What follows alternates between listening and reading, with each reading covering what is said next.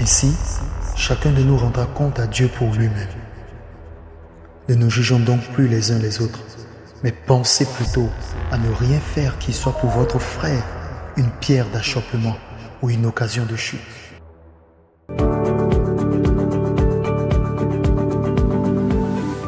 Gloire à Dieu au plus haut des cieux et paix sur la terre parmi les hommes qu'il a créés.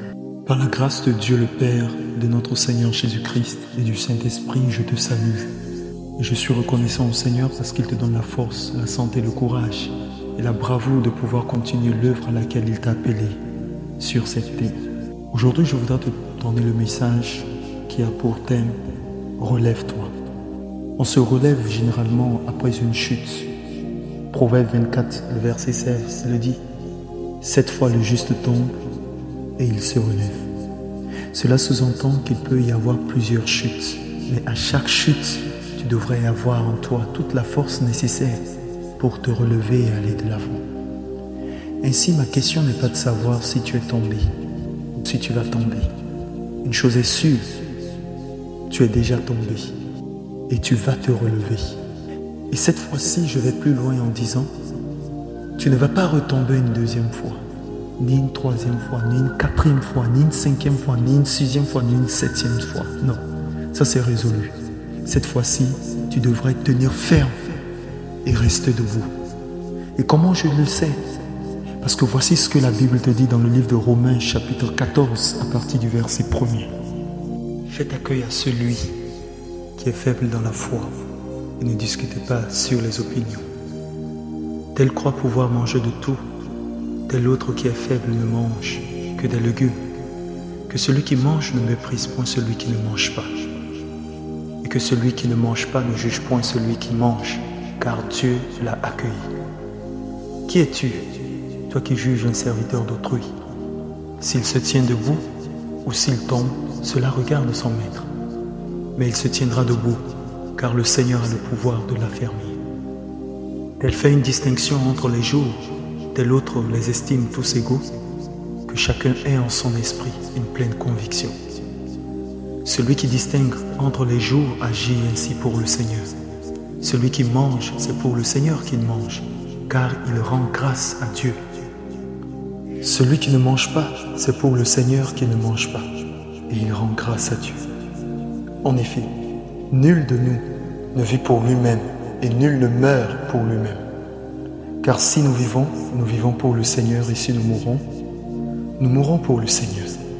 Soit donc que nous vivions, soit que nous mourions, nous sommes au Seigneur. Car Christ est mort et il a vécu, afin de dominer sur les morts et sur les vivants. Mais toi, pourquoi juges-tu ton frère? Ou toi, pourquoi méprises-tu ton frère? Puisque nous comparaîtrons tous devant le tribunal de Dieu. Car il est écrit, « Je suis vivant, dit le Seigneur. Tout genou fléchira devant moi et toute langue donnera gloire à Dieu. » Ainsi, chacun de nous rendra compte à Dieu pour lui-même.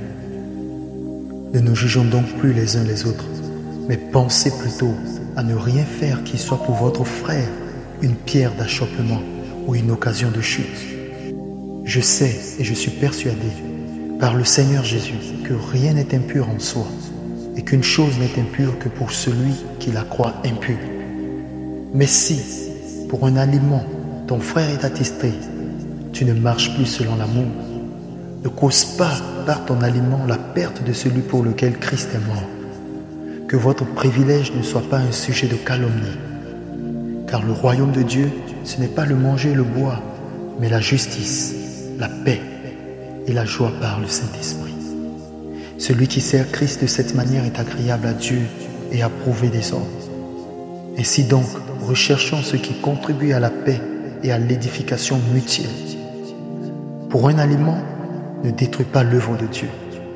À la vérité, toutes choses sont pures, mais il est mal à l'homme, quand il mange, de devenir une pierre d'achoppement.